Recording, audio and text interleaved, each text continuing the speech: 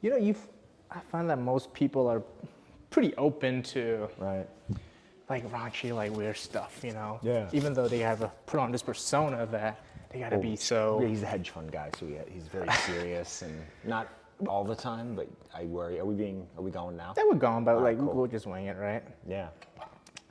But yeah, I find like, people who, everyone's the same in some way. Yeah. I don't care if you own like this big hedge fund or whatever. Right. You still laugh at the similar jokes. It's true. It's I not always, like for me, I'm like typically, and I've not seen this before. I don't want to like spill it. yeah. I typically, like I was saying, just with the other podcasts, that we're almost never serious. It's movies and television. We're goofing around through the whole thing, and I always wanted. I'm not saying I'm a different guy professionally or at work. I'm relatively the same, but I definitely put on a professional Ryan. Oh yeah. There's professional Ryan, and then there's let my hair down, and it's almost like a dissociation when I'm doing that. But when I'm with clients, it's just, you have some that you let your hair down a little more than others, I think. Yeah, but, absolutely. yeah. But yeah. Hey, but welcome to the podcast. Yes. Tea time at PhysioX. We have Ryan Ankner over here. Did I say your last name right? Ankner, yeah, Ankner. You got it. There we go. Perfect. People confuse it with the cell phone chargers, Anchor. They drop the second N, so it's Ankner. Perfect, Ankner. And he is the owner of Ank Fit over in Walnut Street in Newton Center. Beautiful place, by the way. Thank you. Yeah. Thank you. Meticulous. I was going to say this compliment goes both ways, because this is very much my vibe. Like just meticulousness is key, I think, in all things, and especially in what we do. Yeah. Well, yeah, you had to be intentional at everything. And I can see that right when I walk into your place. Thank you. Like, things are just organized, man. Like, you don't have things laying around. No. Just the walls where you keep all the equipment and all of that. And all the equipment is like high class. I love it. Thank you. Yeah, and I think that if you leave things if things have a place, and if you have hooks and racks and everything else out, like I'll never do the random basket full of garbage. Even some of like PRX is a company that I love and that I recommended to you for benches, for squat rack. They do a good bench too, but I like the Prime better. Anyway, they have a thing called the junk box, and it's like even has like a bolt. You can hook it on to either a rack on the wall or onto a squat rack, and it's sort of just a catch-all. I don't like a catch-all. I like every single item to have its own, because then you can look and see it, and there it is, rather than some wild, goose chase. Hey, I love that. Hey, one of the things that I appreciate about you, so I think I learned about you through one of my clients who goes to your wife, Lucy, Yes. the hairdresser. That's the connection. I forgot about that. That is a Right, connection. right. Shout out to Lucy. Hi, Shout out to Lucy. Lucy just got like a brand new salon that she built. Looks absolutely gorgeous. Everyone should go and check her out. And We're looking, actually, Lucy, I'll give her a quick plug. Lucy Danger Hair in Belmont on Trapello Road, right next to Moosey's, the ice cream place, which is awesome. And she's looking for stylists, women to rent a chair. So we've got 2 open spots. She's pretty selective, but if you're watching this or listening to this, check it out. Absolutely, absolutely. And another thing I really kind of appreciated when I looked up your profile, I'm looking at it and I'm like, this guy's raw. Like you and your stories, you just speaking your mind. Kinda, yeah. Because in this day and age, I feel like everyone kind of hides behind this professional persona about them. It's like, ooh, I gotta say things a certain way, and you're just out there like just you. And I'm like, great, I need to go meet this guy. So was it always like that for you? Like, would you? I would say I started my business. I don't do my whole story, but I got into fitness. I was in nightlife, and like I'm sober 15 plus years now. So I got into I was in a couple of crappy sales jobs after college. I bounced around a bit. I was in California for a tiny bit, Florida for a tiny bit, and I did all these jobs that made no sense for me. Like sales thing was good to have a background, and then I think I built a lot of confidence working in nightlife, bartending, and hosting restaurants and clubs and stuff like that. And it wasn't for me though. And I turned 30 behind the bar in Los Angeles. I said to myself, I got to get out of here. I got to figure something out. And we had a family connection that owned a small studio in Beacon Hill. they kind of got the ball rolling with me in terms of training me. And then I went to the American Academy of Personal Training, and after that, I was spit out into the BSC universe. I was there for a number of years, and then I bounced a bit. And I think that's sort of where I developed my personality and fitness and just me, and I kind of found myself. And after a couple other stints, I was at Equinox for about 5 minutes. After a couple other spots, I ended up deciding that to open my own studio was the move, and I was very lucky to have the opportunity to open up a small little 300 square foot space in Boston that's still there today. I haven't rented out. And I think it was sort of like the first few, I had a rap in terms of sales and clients, and we can chat sales too. That's always been my favorite part of the business, which is sort of the opposite of what I think most trainers will say. Most trainers hate that part, and I think that's probably why I like it, because I'm a contrarian or something like that. And I don't know, I think from having my own space, there was no option for me to get any, it wasn't, the Boston space that I have does not have a street presence. It's in a residential location. You wouldn't know it exists. There's no sign. And I did it exactly how I want, and it's a beautiful little space, but no one knew it existed. So I had to develop some sort of an Instagram, sure, it helped a little bit. People would trickle in here and there. And I joined a networking group, and I met a bunch of people through that, and that helped. And it's sort of that snowballed into second, third, fourth tier referrals that have still built my business today. And I think part of me retaining clients and building relationships, and you and I have touched on this before, I'll never call myself a strength coach, partially because I think there's more to it than strength. I think strength is probably the most important thing, but there's more to it. I've always identified as a personal trainer, even after personal training school, where we learned under a guy who was strictly a do not call yourselves personal trainers, your strength coaches kind of guy. Why is that? The personal side. Yeah, well, And this is part of my, do you want me to give you the pitch? This is how I do my pitch. Okay, yeah, give me your pitch. The pitch is when I'm talking to a new client, and I'm not really taking new clients anymore. I'm more trying to feed the other gentleman and soon-to-be lady renting space in my location. So, but when I'm taking clients, when I'm talking to people, part of it is, it's not a sales pitch. It's not a buy this, buy these sessions and you'll lose this weight. I don't do guarantees. I don't call myself the best trainer in Boston. I don't say I'm the best trainer in Newton. I hate all of that. I think it's gimmicky. What I'll say is this, that there are a lot of personal trainers, and there are a lot of strength coaches, and there are a lot of guys that are just as good or better than I am, some walking distance from me. Good for them. There is no one on the planet who does the personal side better than I do. I will remember you and your life. I focus on the mind-body connection, and we get to know each other. My relationship building skills, I think, is where I excel in terms of the client relationships and retention of, I have clients, some for a decade now. So. Yeah. So you really focus on the personal part versus just the training part. Yes. Which I 100% agree. I mean, you gotta have that personal relationship with this person. You gotta know this person if you're gonna work on changing this person's body, right? For sure. And then mind-body connection, that's huge. I mean, I work with that all the time over here when it comes to rehab and getting people over injuries, because the way you think about your body affects how you move, affects how you do everything. So I love that. So whenever you hear like strength coach, that's just a word that you kind of stay away from. No judgment on people that refer to themselves as such. I have guys that rent for me that would probably be advertised that way. But I think there's definitely a place for it, but it's not me. Because I have plenty of clients that we barely even pick up a weight. Not plenty, but a few. Older women, and not to say that there's not an element of picking up a heavy weight when you're 75 years old. That's awesome. I do believe, though, that for me, that just was never my brand. And I hate to say the word brand, I think it sounds trite, but my brand is what you're describing, just that raw, I am who I am. And sometimes I'm self-conscious, like I was mentioning right in the beginning, like I have a podcast that's about movies and television.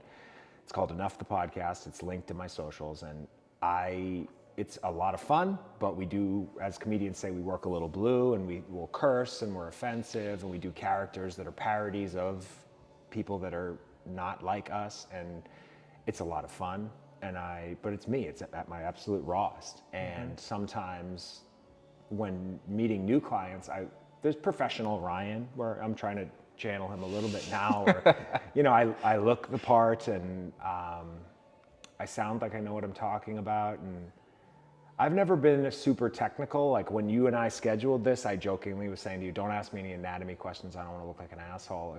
I don't know if I can curse, but I curse a lot. So my joke is that I'm way better in practice than anything else, which is why the American Academy of Personal Training, I actually love those guys, and I had a really good experience there. It was always, for me, I loved doing just the tactile element of, if you're going to show me how to do something, it's not going to work. If it's coming from a book, that's not going to work. I need hands-on. Right.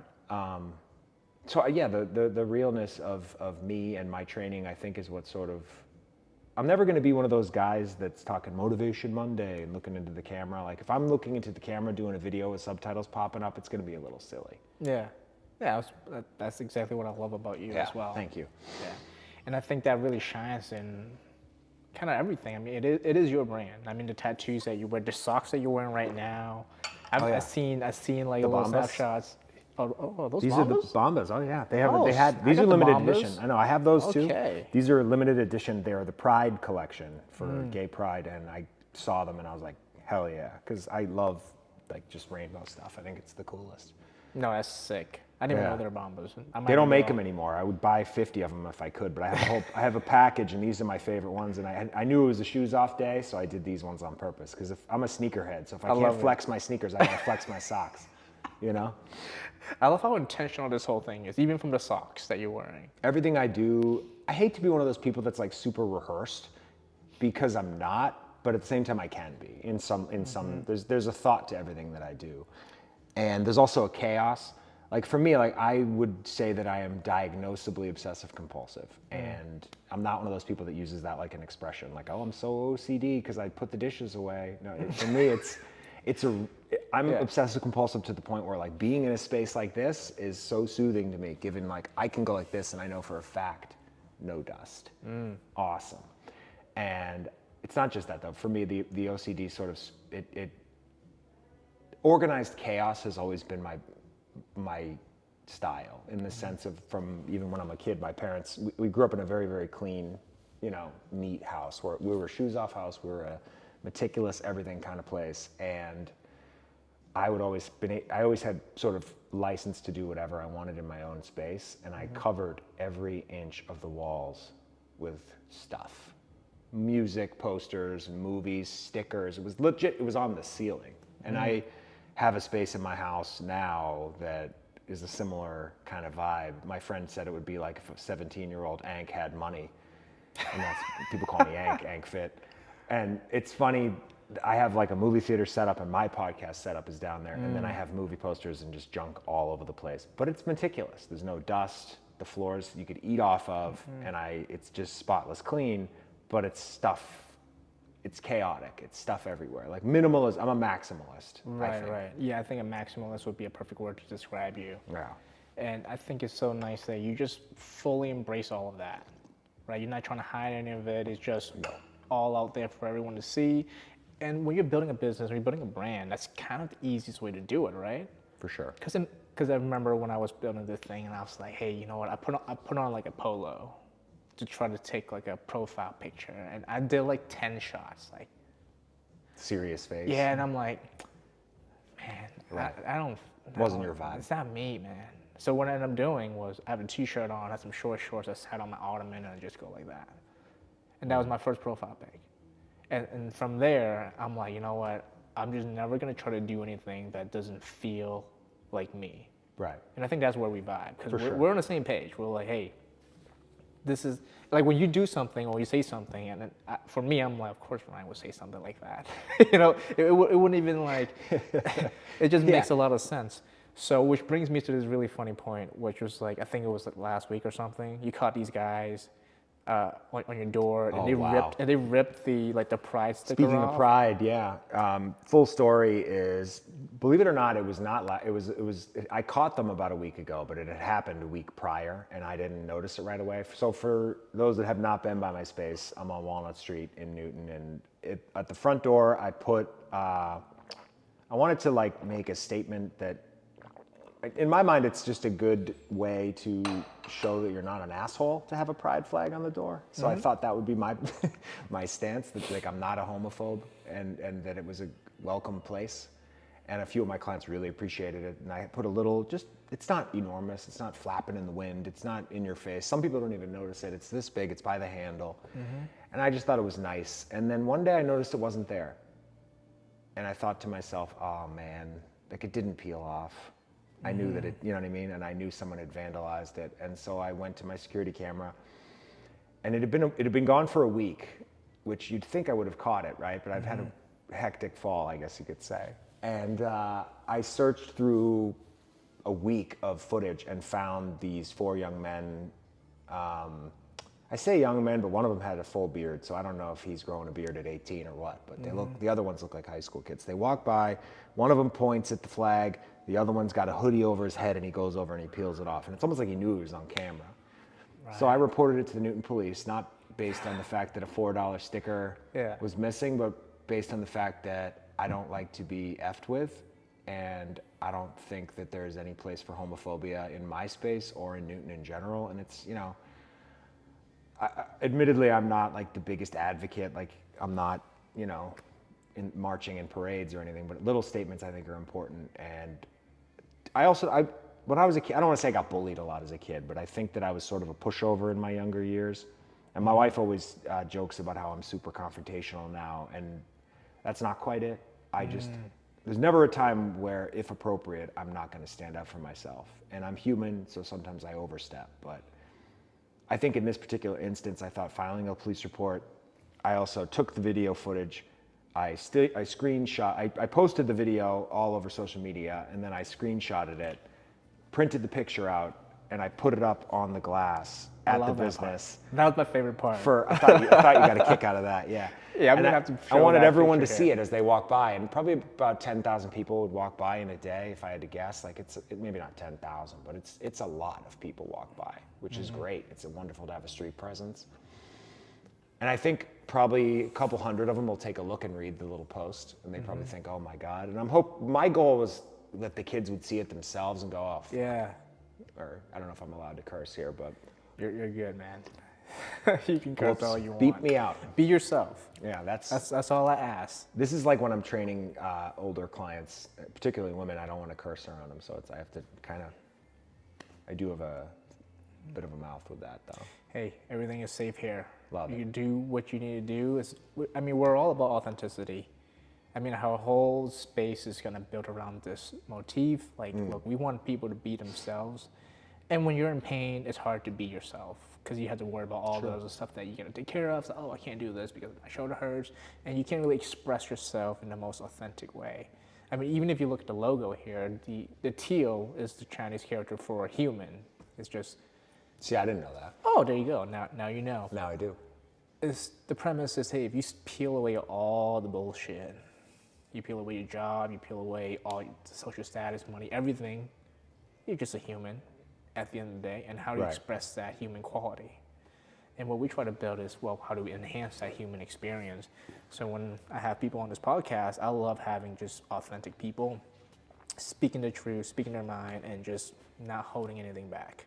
So swear away, man. Love it. Okay. Swear away. That's sort of like I hate to quote Fight Club because it's too easy, but that, you know, the movie, not the book, but you are not your job, you are not your, you know, the whole list of things. You are not your fucking khakis was my favorite part. That's, to me, that's the essence of, and I'm a materialistic, I spend most of my time trying not to be hypocritical, and that's why I'll admit that like a lot of the, you know, ideologies I subscribe to without even meaning to are hypocritical in some sense.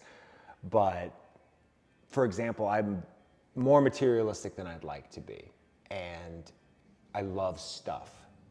Like I love stuff. And I wish that I was way more Buddhist about it, in the sense that like I didn't need to.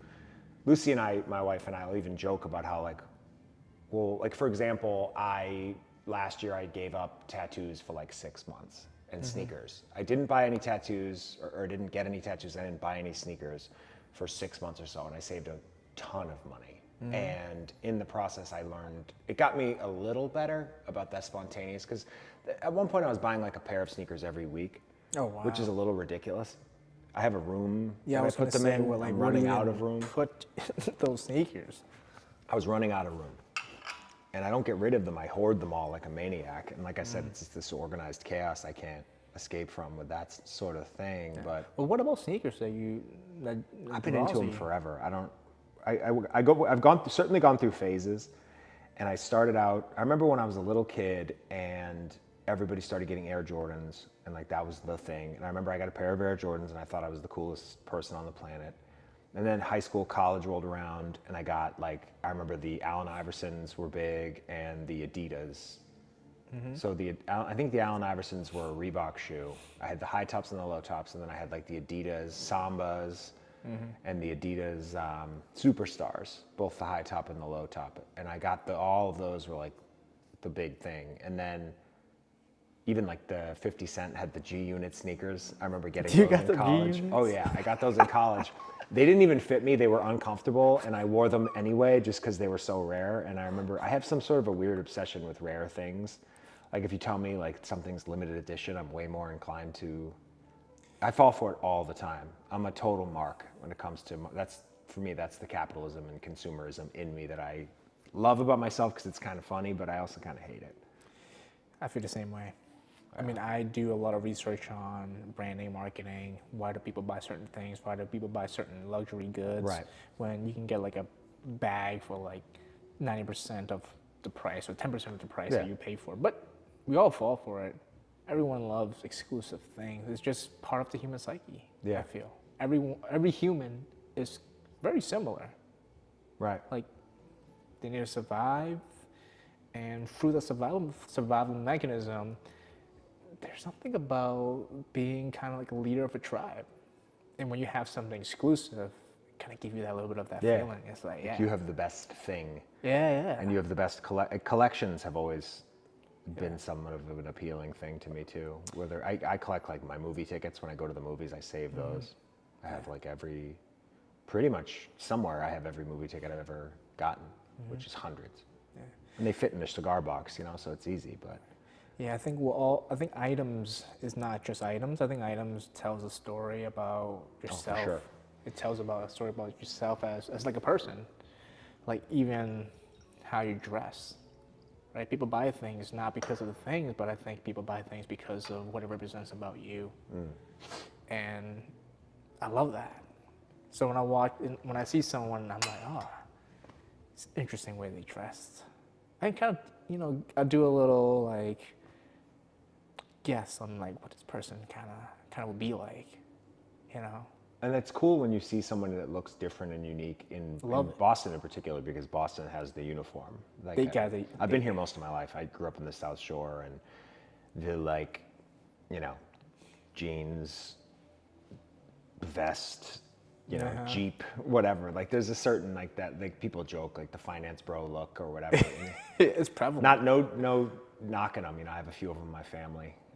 My brother's a finance guy. My sister, love them very much, and they both have good style. But it's a different style than I used to be self-conscious when people would tease me for dressing or looking a little differently. Like I remember I was wearing, like, I'm a bit older than you. I'm 40 now, but in the early 2000s, the thing was that your pants had to be way, way low, and they had to be way too big for you. Nobody wore pants that fit them. And I remember sometime around 2006, I said to myself, like, I want to wear jeans that are the right size. And I didn't buy skinny jeans or tight jeans. Those have never fit me properly, but I bought jeans that fit me. And I remember everyone kind of goofing on me at first. I'm not saying I'm some sort of a fashion trendsetter, but it cracked me up that was a thing that people thought was funny. And then like 3 years later, we were all doing it. And then fast forward another year, everybody was wearing the skinny jeans, which, now everyone's very much going the other direction, and people's pants are too big again. So I'm kind of, at this point in my life, I'm out of style, and I don't care. And a client of mine and I, who are about the same age, were joking about it. There's a Refinery 29 article about how, like, if we look to Gen Z for a fashion sense, then we're looking in the wrong place. In this, because they'll make fun of the way that, like, even my wife, being a hairstylist, will look at, like, the way they talk about, like, bangs, or the way you part your hair, or the color of your hair. Even, like, certain types of blonde, they're now calling college blonde, and it's in a, you know, with a negative connotation. That's not a compliment. So to me, I don't know. I at this point, like, I am, like, we're kind of dressed the same now. Like, I'm in the Lululemon joggers or the Aloe yoga joggers with some sort of a crew neck sweatshirt You're pretty every much single day. We wearing the match. same outfit. Yeah, this is. I got this. I'll give them a plug too. This is Cats of San Bernardino. They're a rescue cat organization out of California. I like cat stuff a lot. Yeah, and it shows. Yeah. I'll tell you one little thing. There's a moment in time when I was the trendsetter, and it's like a similar story. And I forget what year it was, but I was the first one to put on these, like, super short shorts, like The 5-inch? The 5-inch. Hell yeah. That was before 5 inches were like a thing. That was risky depending on how long ago it was. That was a risky fashion move. It was risky. I was wearing it. I was out in a big volleyball tournament. All my teammates were making fun of me, calling me names. I'm just like, you guys don't understand. You'll see. Yeah. You'll Like see. a year, 2 years later, everyone rocking it. And People doing 4-inch now. There's guys with 3-inch shorts. It's ridiculous. I'm a 7-inch guy. Yeah, I like the Because 5. I wear them up a little higher, so it's above the knee enough. If it's not above the knee, I don't consider them shorts. If it goes below the knee, like, we started watching some sort of a reality. We watch a lot of reality TV, admittedly, and it was a housewives show. One of the housewives, Orange County, and the kid one of the guys comes out and he's 18, and it's 2006, and he's got the basketball shorts that are like this low. Oh, yeah, I remember those. Like he's Paul Pierce. I'm Yeah, not I a remember sports guy. those. That's the first one I could think of. Dude, But that's how I wanted to dress back then when I was a kid. 'cause that was cool everyone back then. Yeah. My mom wouldn't let me, sure. though. My parents didn't want My me to mom, wear like, that. set some boundaries with clothes, and I remember Abercrombie was really cool when I was in private school, so I had a bunch of Abercrombie and Fitch, which somehow they're coming back. I actually bought a shirt from them recently. There's an interesting documentary about that whole company. Two of them, I think. Isn't it good? Like how they rebranded themselves and everything, with how they were the fat shaming and whatnot. Honestly, I was wearing a lot of Abercrombie and Fitch at a very weird time in my life. It was high school, and I wanted to fit in with, like, the American culture, and I thought that was, like, the best way to do it. Right? It's just, I mean, Abercrombie, their branding is just Americano. Oh, for sure. Right? And this Asian kid coming in, I'm just like, no one else kind of looked like me. I'm like, well, I want to be like everybody else. Right. And for a couple of years, I was wearing that, and I was, like, shunning my Asian, like, heritage.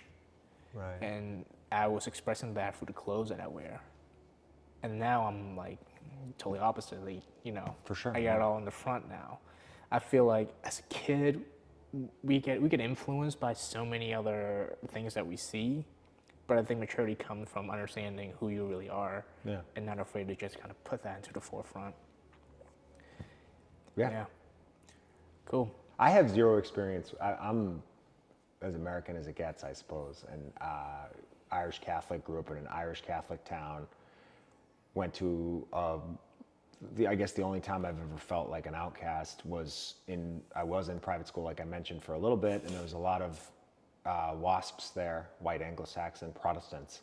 And I remember thinking that, and a lot of them were old money, and we grew up very comfortable. We were from privilege, for sure, I won't deny that, but I remember feeling a little out of place in that sense, because I had gone to elementary school with mostly people that were kind of like me, and we had CCD, where, for those that aren't Catholic or didn't get raised, I'm not confirmed, but I was Catholic for a bit. CCD is like after school on Monday afternoons. You go over to somebody's house and they read Bible stuff, and you do like quizzes about Jesus, and it was not my favorite thing. And then, but I was under the impression that was just like a part of life for everybody, and it wasn't. And I didn't really experience a ton of diversity in general until I got to college. I went to Curry College in Milton for communication and had no freaking clue what I wanted to do. But I was fascinated to make friends that were not white guys. That was like I thought it was the 'Cause best. cause I was like, so fucking bored. Because Yeah. you just like different things, man. I do. You just like everything that's different from what everyone else is doing. Yeah. Hence the place that you own, hence all the stuff that you do. Just a different vibe entirely. Yeah. Hey, I want to swing our conversation back to this early point because I read that you lost 80 pounds at some point. About, yeah. Yeah. How much did you weigh and like When I was in, that? yeah, I'm in the middle now. We'll say it this way. I grew up in a very active, healthy family that loved like sports and all that stuff. And, you know, my siblings were very active and I was active too, begrudgingly. I was not into the fitness thing. I mean, my parents had me work with a trainer at a young age and he was a really, really good guy, Kevin Orkett, and he actually is still in the business. He's awesome. He's down the South Shore. And Kevin was a great mentor for me, kind of changed my mindset and got me into feeling in shape and working towards my fitness goals for the first time. And I'd say at like 15, I got into shape for the first time and I thought, this is amazing. And then, as I mentioned, I'm sober and there's a reason for that. When I got to high school, talking about feeling left out or not fitting in, my way of fitting in was like, I'm not tough. I'm not super handsome. I was kind of an awkward kid. I was a little chubby, just going through growing. I was probably, you know, I'm like 6'1", 6'2" now. I was probably about this height, but like hadn't really stretched out yet. I had no idea who I was. And I switched schools and I was in 10th grade at Norwell High School and people were very nice. Like it wasn't like a movie, you know, it was like people were very welcoming and I just was shy and whatever. And I thought my way of getting to know everybody is to get into drinking and drugs. That would be the cool way to get cool. So at like 16, I started smoking pot and drinking a decent amount. And with that comes, I quit all sports. I stopped working out. I started eating whatever I wanted. I made friends with everybody. I you know, by the senior year, I became class president and I was, you know, quote unquote popular and felt cool for the first time in my life, really. But I was chubby. And I was like the chubby, funny guy that people didn't take seriously. And I used humor as a defense mechanism. I used food as a defense mechanism. I would just like get kicked out of class on purpose and like eat garbage food all the time just because it made me feel better. And I leaned into food hard. And I was never obese. I mean, I was probably medically definition obese, but I was never like, you wouldn't identify. I was just like the chubby party animal. I had like the John Belushi mentality of just drink everything, eat everything, nothing matters, stay up all night, skip work, who cares? I didn't take myself or life seriously. And I've told this story in AA and all that, and I don't do it anymore, but you know, at about 20, we'll call it 23, 24, right before I got sober, I was like 240 pounds, but like no muscle whatsoever, all fat, beer face, gut, man breasts, the whole deal. And I was so unhappy with how, I remember I'd feel myself jiggle when a car hit bumps. I was just, I was so unhappy with myself and the way that I looked and felt. And I said to myself, like, this is it, I guess. And I think I was able to shed a little bit of weight here and there, but I was always hovering somewhere unhealthy. And then I got sober. I went to a treatment program. I'll spare all the details, but I ended up, fitness sort of like I was living in South Florida, taking the bus everywhere because I was living like from halfway houses to, and then I ended up getting an apartment with some friends. And to get to work, I had a sales job and I was taking the bus and my dad said, well, how about if I help you out and get you a bike? And I was 24, 25, and I thought that was awesome. So I think for my birthday or something, I got a bike.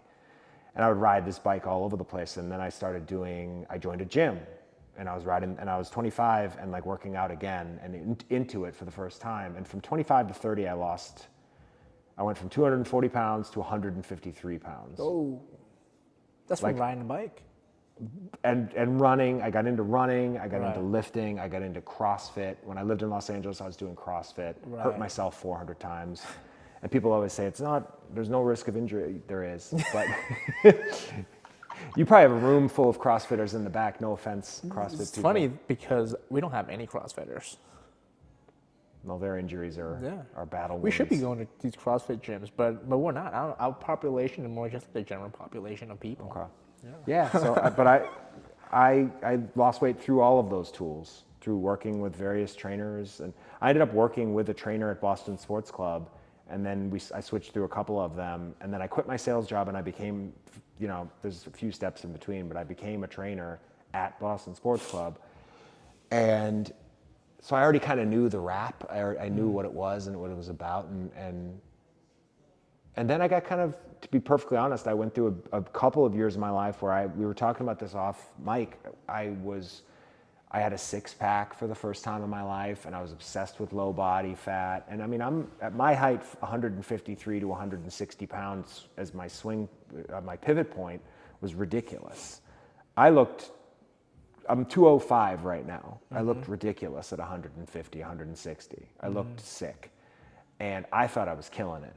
And I just kept losing weight. And I would go as far as to say it was eating disordered behavior. And I went to, I'd been in AA and NA, and I tried the eating, it's OA, Overeaters Anonymous, I think is the catch-all. And I tried that because I thought, when I got sober, I thought it would be another thing to look at. Because in treatment, they pointed that out to me. Like, you're in the swimming pool a lot, doing laps. And we're looking at your grocery list of things you're buying, because they would give you $75 a week for groceries, and then you go to the store. I was buying like celery and yogurt and like nothing. There was definitely some eating disordered issues that I've since, thank God, worked through. But to 100-pound range is where I should be. And I think that the single-digit body fat game is not for me. It's not in my genetics. And one of my sales pitches with new clients too, that some guys will come in and they say, I want to be single digits. I want abs. And I'll say there are more millionaires in America than there are guys with abs. That's a proven statistic. And I do agree that it would probably be easier to make $1 million than it would be to maintain a six-pack for the rest of your life, is the gist of it. Yeah. I don't know. So it's something, I'm happy with myself and the way that I look, but there's always going to be an element of body dysmorphia. There's always going to be your shoulders look smaller, your chest looks smaller, your stomach looks fatter. Well, help me understand, like, what is the revelation that you had that made you decide to go sober in the first place? To be perfectly honest, I was 24 and I had been fired from I had a shitty sales job at Office Depot, literally like stocking shelves selling pens and chairs. And like a buddy of mine had hooked me up when I couldn't find a job. And I had a crappy sales job at Office Depot. I got fired because I was getting drunk on the job, or not necessarily drinking at work, but I was showing up hungover and I was useless. I was calling in all the time. They let me slide 1 million times. And then eventually they were like, okay, Ryan, we can't do this anymore. You're fired. And I remember crying in the parking lot in my car as I drove home, just humiliated. And in my mind, I'm like, you're 22, or I guess I was 23. I was like, you're 23 years old. You can't even hold a job selling pens. And I finished college a little late. I finished college at 24, and I was living at my mom's house, and I went like 6 months with no job. And I went to Bonnaroo. We've talked about festivals. Love Bonnaroo. I know you love Bonnaroo. But you do Bonnaroo in a healthy way. I did Bonnaroo I'm not sure if there's a healthy way to do Bonnaroo. Touche. I did Bonnaroo in I'm socially anxious, I'm afraid of germs, and I like music, but I don't really love a concert unless it's like a certain specific vibe. What are you doing in Bonnaroo? Right. I was just sort of a yes man. My friends were going to Bonnaroo. I was like, let's do it. And so for me to be comfortable at Bonnaroo, my buddies and I drove down in this RV, and I said to myself, I'm going to be drunk the entire time. So I brought my Bacardi. I was a big Bacardi guy, and I just started drinking in the RV. And I said, sorry guys, I can't help drive. I'm drunk. And that became like the narrative. And I just stayed drunk for 5 days, just nonstop, and did a little bit of drugs, but more just the drinking. That was at a stage in my life right before I really got sober where I told myself, I'll stop doing real drugs and I'll just drink and smoke weed. And this is something I can maintain for the rest of my life. And in the AA Big Book, they have chapters about, and I sound like I'm an AA guy. I'm really not anymore, but it helped in the beginning. But there's a chapter where they're like, oh, you switch from hard alcohol to beer or hard alcohol to wine, and then you think you're going to make it work, and you don't. So I leave Bonnaroo. I keep partying like I'm still at Bonnaroo. And I mentioned already, I'm not a sports guy. This is 2008 when I got sober. the year the Celtics won the championship. And I used the Celtics being in the championship as an excuse to keep drinking on all the, the next couple of weeknights after leaving Bonnaroo. So literally, we got home on a Sunday, and I remember I went to go see a movie like Ang Lee's Incredible Hulk or something, whatever was out then. I think the Edward Norton one that really bombed, and before Marvel movies ruined the film industry. We can talk about that. And I just was drunk as hell then, and then I just kept going. It's like, oh yeah, the Celtics games, I gotta watch these and be drunk. And then like, I was at a party that weekend, and I got drunk, and I got in a fight with my friends. I don't remember this, but they told me that I got mad about something that was just a drunk guy getting mad, and they'd hidden my keys on me. I found them, I got into my car, and I tried to drive home, and I made it all the way to my neighborhood, and I passed out behind the wheel. And I wasn't speeding, but I was, probably going the speed limit, 30-ish, and I drove into a tree, and it was an older car. It was so it looked okay. I remember coming out of it then, and I kind of remember getting out of the car, and it was dark, and the car looked okay until I really saw the other side, and I thought I was stuck in the mud. So I remember calling friends, you gotta pull me out of the mud, and then like my friends came and showed up, and they're like, Ank, this car's totaled, like you drove into the tree, and I had no clue. So, I got very lucky in that like I had a supportive family that never gave up on me and that loved me very much and wanted to help me. And like at the time I resented it. At the time I didn't see how good I had and how lucky I was and how privileged I was to be able to be, because a lot of people in that situation, they would have said, bye, you're 24, you're unemployed, you're a fucking loser, get out of my house. My family didn't give up on me, they never did. And they were cool about it. And they helped me get down to rehab, and I went to a place in Florida. And I didn't love the place in particular, but I met some really supportive people. I had a counselor, Michael Herbert, who was really instrumental, and I had no other choice. For me, it was like get sober or like I'm out of the house and I'm dead. And I knew that in that moment. I was thinking like, because I was a drunk driver. I would get behind the wheel, and I never wanted to, but I was a blackout drinker. So I would wake up and I would have driven, and it was a problem. And it was something I would have nightmares about, and it was like, so for me, it's like, I didn't have a choice. It was get sober or hurt somebody or myself or both, and every minute of every day, there's, of course, any addict or alcoholic will tell you there's minutes where you're like, you know what, maybe today's the day. I'm never, ever going to drink or do drugs again, never. And my life I have a phenomenal wife, phenomenal house, phenomenal business, phenomenal friends around me. And it's all because of sobriety and because of my supportive family. Like sobriety would take my sobriety away, none of that stays. Not a single thing. I'd lose everything. And I know that. Wow, that's amazing. I mean, it does kind of take a little bit of that rock bottom to really make you make that tough decision, huh? Believe it or not, I'm in what I've heard referred to as a low bottom drunk. I've been with guys who were, I've been in meetings and whatever and talked to other sober guys that their situation was they had to be in treatment or they'd go to prison. I never really had any legal issues that weren't a quick slap on the wrist. And a part of that I think comes with privilege from being a white kid with money who grew up in a suburban town where people knew who I was, and I had cops that would, kind of, I don't want to say look the other way, but, there were times where I definitely should have been arrested and wasn't. And I think if I were a person of color in a neighborhood where people weren't necessarily trying to keep everything on the up and nice, there would have been different situations. Yeah. I love that you're even self-aware that you were coming out of that type of privilege, and things could have been a lot different otherwise. For me, sorry to cut you off, my biggest brand is self-awareness and humility, and I definitely am not perfect all the time by any means, but just recognizing that. Yeah. So I imagine when you work with clients, some of your personality definitely kind of spills over into lessons for people working to increase the fitness and things like that. What are some of the big lessons that you kind of bestow onto your clients? For me, that's a great question. It's a number of things. I think that a lot of people come to me when they are struggling, whether it be weight loss. I used to, in my early years of doing this, it was my hacky line was I would tell people I was a body transformation specialist.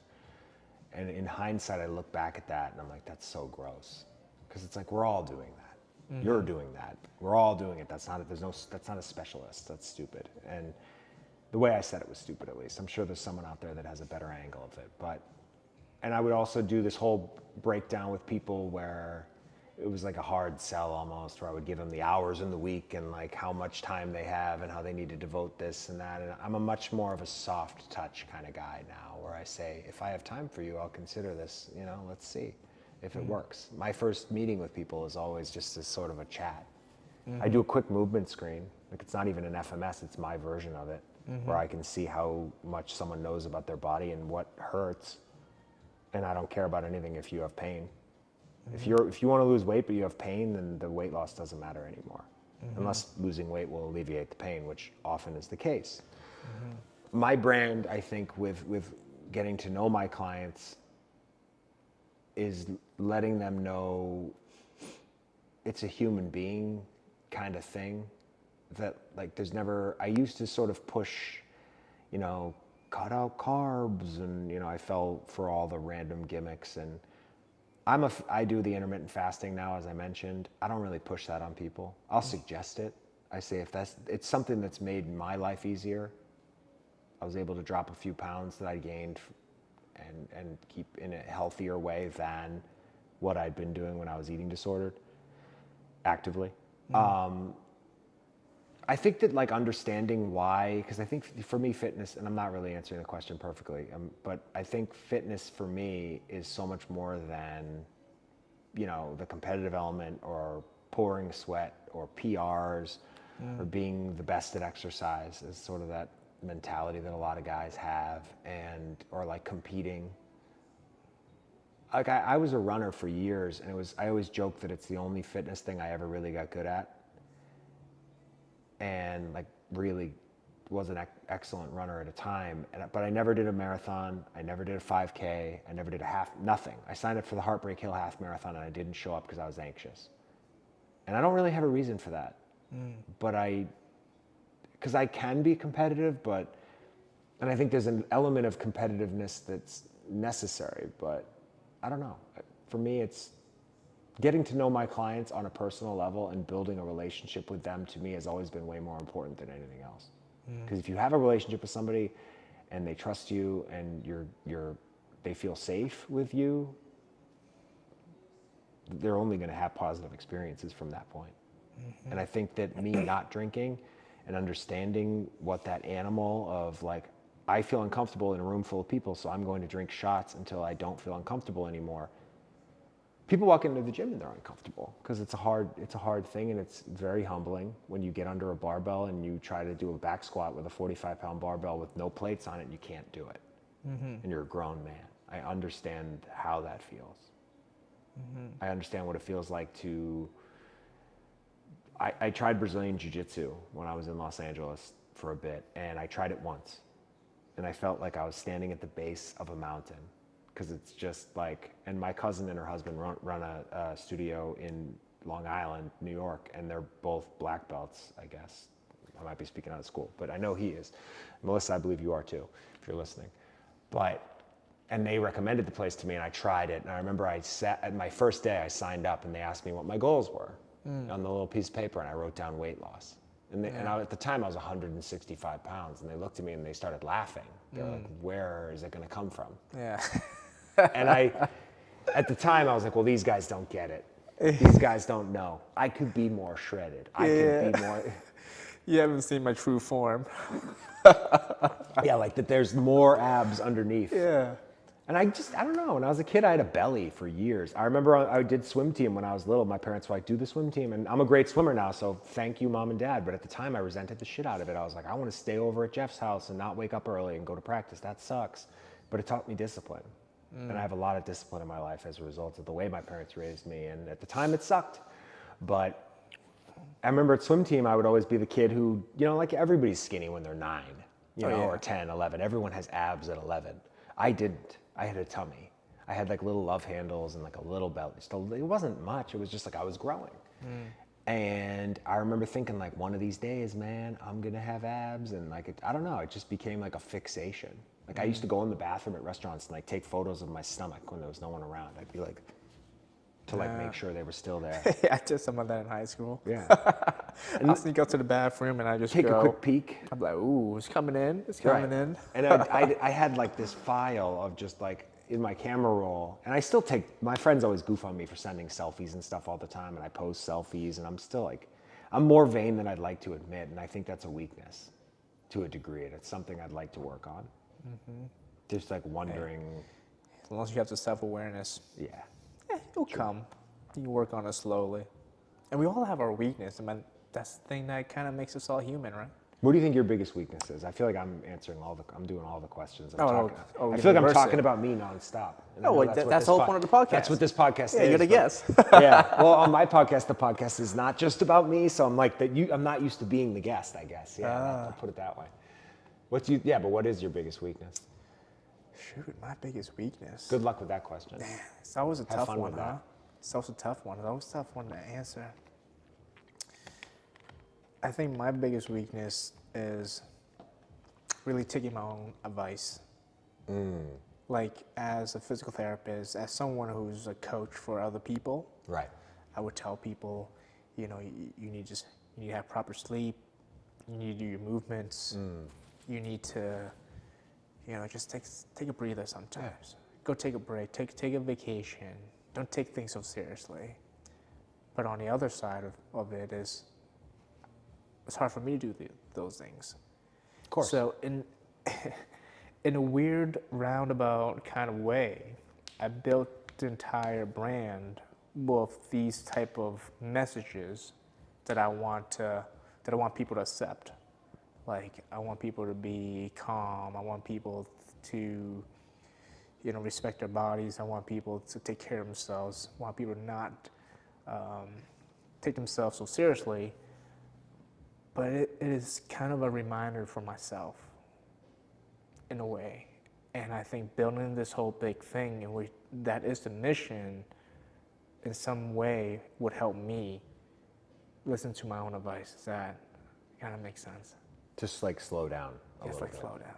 Yeah. So, for example, I made these sweaters, and inside the sweaters, I put quotes.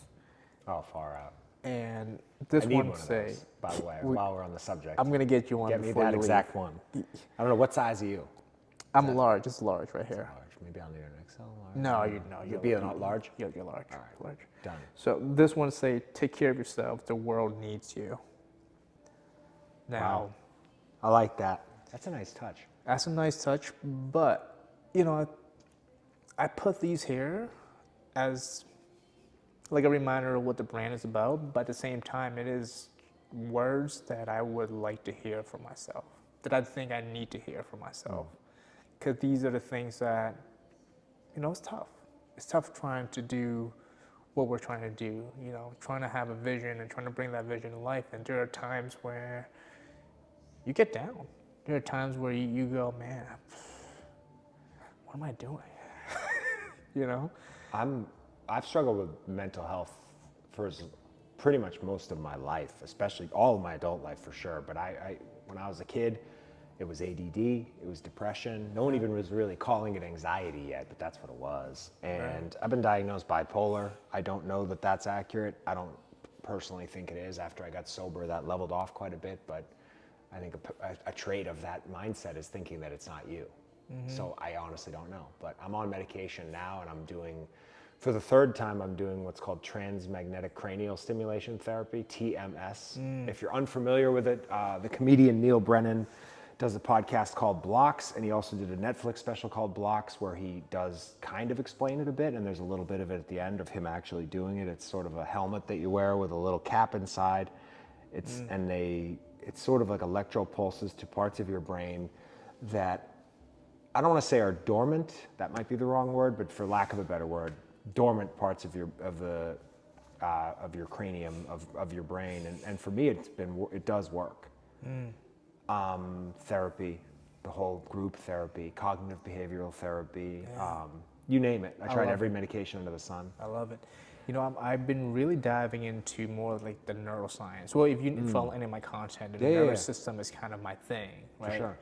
But the content I put out is the nervous system in respect to how the body moves, because the body moves in a way that's very subconscious. We don't have to think about, like, when I'm doing this, I'm not thinking about, I'm gonna use my biceps or whatever. Right.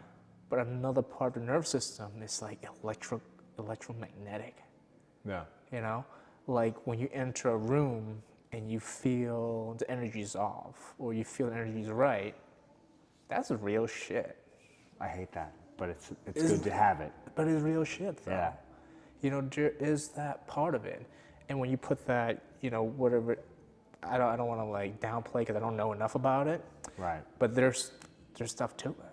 Grounding, like having your socks off and putting your feet on soil, that does something to the body and the nervous system in a way. We look at... It's beneficial? Oh, the yeah. grounding thing? I've always sort of written that off, to be honest, and I don't want to get dirty. There's hey, get dirty, man. It's fine. I can get dirty? All right.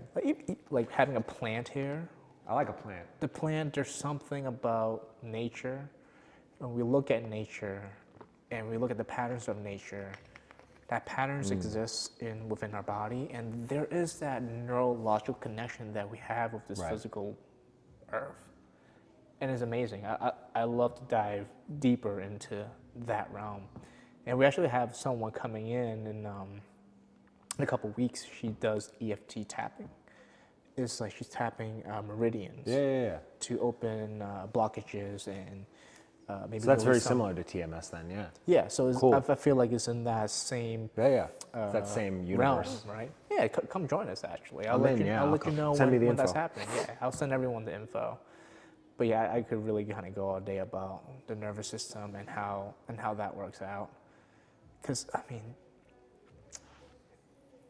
the more I learn about the human body, I start going into some faraway places. You know, I start going into like There's a lot space. there. Your body is sort of like space in the sense that, like, for me, I always joke with my wife. She loves space stuff, documentaries, movies, whatever. Oh man, we'll and get I along. I say I hate it because I think it's not that I hate it; it's that I think I'm afraid of it. Yeah. I think the endlessness of, say, like the bottom of the ocean or space itself, and how like we have no clue what's even out there to a certain degree, is horrifying to It's me. horrifying. It's fascinating. In a way, it's humbling. Your brain is kind of that way too. Yeah. Like there's so much about the brain that we don't know. So much. So much. And there's connections that you can make with another person, with another human being, without having to say a word. For sure. There's energy that transpires between two people. Yeah, absolutely amazing. I know a guy. He's a personal trainer. He read all the books, like a nerd, true nerd. Just you can. I'm so jealous of that. Just that like nerd mindset. I've always kind of been like the opposite of the like, I'm gonna network my way through this rather than actually put my head down and read the book. But you know what? I made this thread earlier in the week, and it said, I've come to the conclusion that my minor in psychology had done more for my clients than my major in kinesiology. That's brilliant. I missed that if you posted it. I'll brilliant. post it. But that is... Tag me and so I can. I'll tag you. I'd like to repost that. I'll 'cause that's tag you. brilliant. Yeah. It is true, because when you work... Because It's this, you're not man. working with It's the this. body. You're not working with the body. You're working with a human. If a human being is uncomfortable around you, if they come in and I've seen trainers fall flat on their face who were the most brilliant exercise science type guys, or they were the most jacked guy in the gym.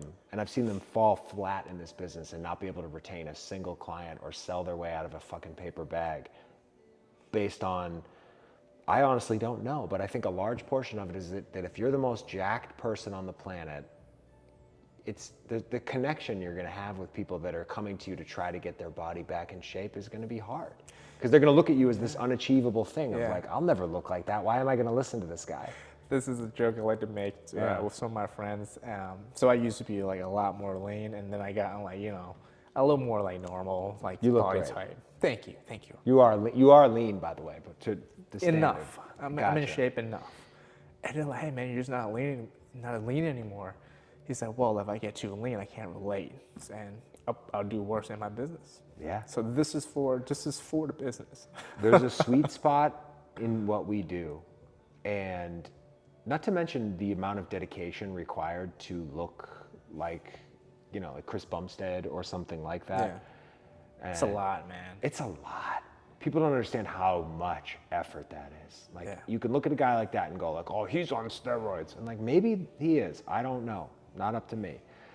I mean, it's nothing. You could take the steroids and you wouldn't change at all, pal, is the way I look at it when you look at guys like that. Guys like that, it's so much dedication. My guess is he's a guy like Chris Bumstead, for example, is in the gym 4 hours a day. He sleeps 9 hours a night. He eats everything perfect at the right times, he weighs every piece of meat he puts in his body. And just a screw loose right up in there. Yes.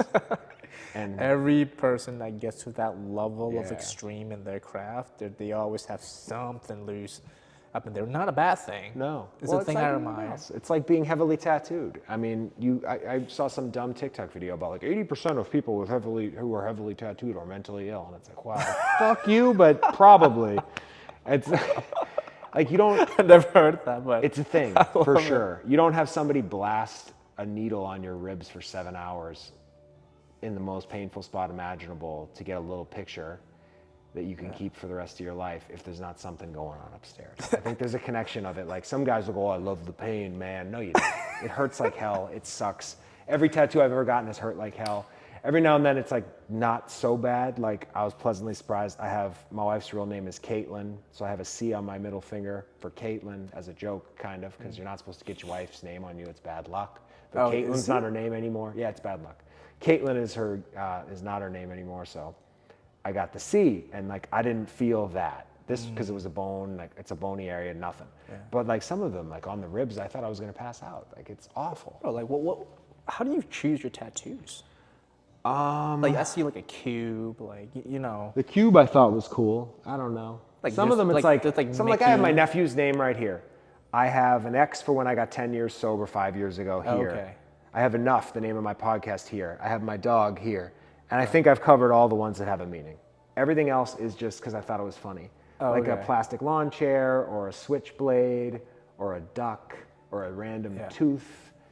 I have like Simpsons characters and Hank Hill from King of the Hill on yeah, my I saw the leg, Hank like- Hill one. I'm just like, wait, what? Yeah. That was like, That's I went a funny to, one. When you get to a certain point with, and I don't want to be like the tattoo tour guy, like, cause I hate that when people are like, let's talk about my ink. It's like my least favorite guy on the planet. It's almost like you want to wear But I'm sleeves. interested, though. If you're actually interested and it's a thing, cool. I would say sometimes you just like, I have an artist, Steve, that I really like, a guy down in New Bedford, he's phenomenal. Guy Adam on the North Shore, Jimmy on the North Shore, like certain, Terry, like certain people that I'll go see. And, I'm not going to shout out everybody. It's not the Oscars, but you'll go to them and you'll just like, I know this guy's not going to fuck it up. He's cool. And I'll go down there without even an idea in mind. And I'll just go, oh, what do we have, 2 hours? Okay. And then at the last minute, I'll go, how about this? Or whatever. Or sometimes it's a project, like I'm getting my back done right now. What you getting on your back? You want to see? It's shit. All right. I don't know if I'll cheat it to the camera or what, but can you see it? Yeah, I can see it. Yeah, it's not done Shit. yet. Is it a dragon? What No, is it's a Grim Reaper Oh, okay. with a Black Panther on a leash. it? Oh shit. It's because I said I wanted to Adam at North Shore Tattoo, another plug. I'm doing all the plugs. Adam Yeah. is a cool guy. He's done a few of my other ones, and I said to him, I want to do my back, and I want to have one design on the whole thing, which is sort of, it's your best canvas, right? Mm-hmm. And I said, I like cats, so I want a big cat, and I want a Grim Reaper. Do your thing. And he drew something up, and he sent me a picture of it, and I was like, yeah. And then the next day, I went in, and 7 hours later, I had the outline. And then I went again a month later, and 7 hours later, I had the whole bottom colored in. Fast forward probably 3-4 more sessions, it'll be done. But it's a long process. Damn. Yeah, I feel like I want a tattoo. It's time. Get your logo, that's easy. This, I'm not gonna get my logo on it. no good? Thought about it. I have my logo somewhere. It actually, my logo tattoo is the only tattoo I've ever had that was completely infected. And like, in the business they call it falling out, when the ink, like your body won't take the ink properly, and I had to get it like touched up, and it was still all scarred up and fucked. I have the triangles. I got my logo right before I started my business. And it was almost like it wasn't my logo yet. It was like a tattoo that I liked. And then I was like, I think this is going to be my logo. I was like, not sure. And then I had a graphic designer help me design it. And like now it is my logo and it's on my arm, but it looks all wonky. You can see it here. Oh, okay. See how jacked up it is? Yeah. Like it's what's called blown out, where the lines just kind of, they don't take to your skin properly and they just expand and look stupid. What you like about the logo anyways? What made you choose that? To be honest, I was working for another gym and I was the corporate sales manager was my title, which was like such a line of bullshit. And it was like, I'm a corporate sales manager. And I think I made it up myself. And it was like, that was my thing, because it was like I called up Wayfair and said, like, we have a group discount. Like, would you like to sign up with us? And then I would stand around doing a table wearing my golf shirt.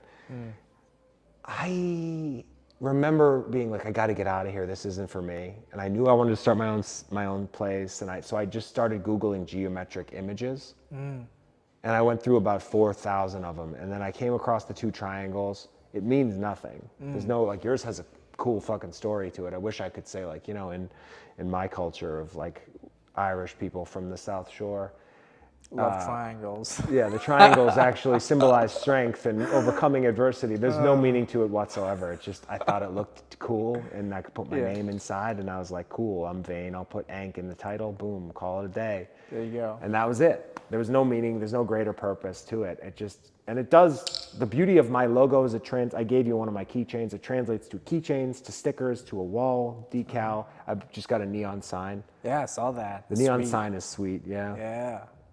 I'm really happy about it. You can see it driving by, which is cool. Yes. And I don't know.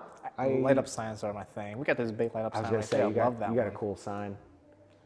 I want to do, now that the company I used was great, and I'm like, okay, now I can get the like never enough mentality we've talked about is there, where I'm like, let's get a bigger sign.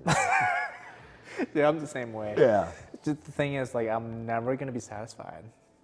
Like, I am nitpicking this place, and most people come in and they're like, "Hey, this place is great," you know. And I'm like, Aesthetically, it's stunning. Like, people must walk in here and just sign up immediately. people love the place. People love the place. Most But physical therapy offices that you walk in and it's very clinical. It's not cozy. And it's something that very much should be cozy in the sense of like, it just makes sense. It should be, right? yeah. And not to knock any of the physical therapy people. I've seen a lot of great people over the years. I won't list competitors, but I've hurt myself a bunch of times. And when you hurt yourself, you're at your most vulnerable. So why would you not want to come to a place like this where it's soft and it's quiet and it's good sound absorption and there's like nice people greeting you and it's just like a vibe? Yeah. You've achieved a vibe here that I think the next time I hurt myself, here I come. Because I broke my elbow 2 years ago. I didn't know you yet, but physical therapy for me, I think that it's something that if it's too clinical and it's not personal enough, you're missing out. What I found is physical therapy at its highest level becomes all personal. That's what I found. Yeah. Because especially when we're talking about an injury that's been going on for a while, right? An acute injury, fine, it's easy. Right. You know, if you fell or like you hurt your shoulder doing something, there's like a clear mechanism of injury. There's a pretty good protocol that you can follow, and generally you're gonna get the results that you're looking for. But it's those like old one that's been around for a couple of years and it's been like nagging. Now we have compensations over compensations over compensations. Right. And these compensations aren't just physical, the compensations are like mental. Yeah. These compensations are like, yeah, I hurt this shoulder, so now I'm scared to do handshakes with my right and people think I'm rude, so now, and there's that story that plays out. And when you don't know the person in front of you, you don't understand these stories and you don't hear these stories. No. And when you don't hear these stories, you miss so many of these puzzle pieces. And when you're in an environment in which everything is chaotic, there's no calmness, you're not gonna get these stories from these people. So the place, the environment, the way it's calm, It's huge. is to create the environment where someone will open up and tell us the necessary information for us to actually piece it all together. So this is why we do it like this. Right. The aesthetic is one, but it serves a therapeutic purpose to it. Yeah, for sure. Because it lets people bring that initial, because not everybody jumps into physical therapy with the best intentions or thinking, oh, this is something that's going to work. Like a lot of people come in with skepticism with anything. Oh, yeah. And it's eliminating that immediately. It's just bringing barriers down by making people at their most comfortable. I think it's brilliant. And I try to do that too, in the sense that if I get an idea of what someone likes for music, I'll try to play that. Yeah. And, sometimes it's challenging if there's 2 trainers, 2 clients, happening, but the personal side, as to touch back on that again, the personal touches I make, like you do, give your client a beverage and give them a place to put their things down that isn't just like some sidewalk. Give somebody a place to feel like, oh, I can park my car here and like I'm comfortable here and then I can do this. And then like I have, everything is, to me, cleanliness is so important for any environment, any business. Go into the bathroom in a business and it's gross in there. Your mind is already wandering. You're already thinking, well, maybe this isn't the place. The environment is huge, lighting is huge. I mean, I Yes. know I've seen your house, pictures of it at least, and everything is just intentional. I saw the lighting in there. It's a vibe, man. It's an atmosphere. I wish people can see this place. It's like a museum. We got a lot of colors I love going it. on, yeah. I love it. But it's a combination of my wife and my tastes and interests. And we started off with a place, our house is a cape. And it's a beautiful little 2-story cape. We love it. It's a tiny little place, but it's ours and it's great. And we started off with like that typical like Nantucket white people aesthetic, which is like my kryptonite. Like it's literal poison to me. Like, I can't look at it. I just hate it. And it's everywhere. Like that millennial gray, like shiplap. And I'm just like, the like big Nantucket whale on the wall. Like Nantucket sucks. No offense if you're big Nantucket people, but it's my nightmare. You don't like it because everyone's doing it. Well, right. I'm a contrarian. So if you tell me, you want to go to Fagawi, go fuck yourself. That's in Martha's Vineyard anyway. I know my white people stuff. It's like I'll compare myself like to Blade in that sense. If you're familiar with the Wesley Snipes movie where he's a vampire, but like not really. They call him the Daywalker.